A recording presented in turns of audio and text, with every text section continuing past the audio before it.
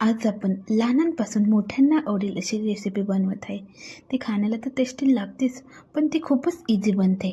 आपण एका कढईमध्ये तेल टाकलं आहे, त्यामध्ये जिरं, मोहरी आणि त्यानंतर एक बारीक चिरलेला कांदा ॲड करूया. कांदा छान त्यामध्ये परतून घेऊया, गोल्डन आणि ब्राऊन होईपर्यंत परतून घेऊया.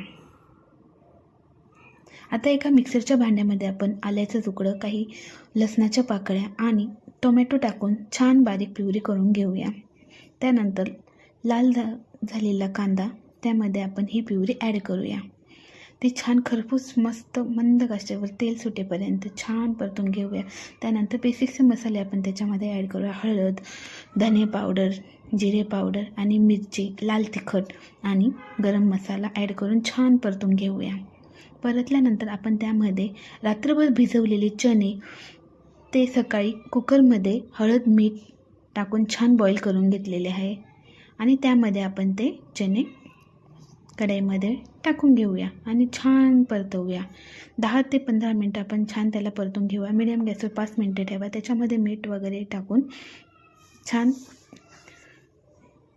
हलवून घेऊया, कोथिंबीर वगैरे टाकून, आणि आपले चणे खाण्यास रेडी आहे.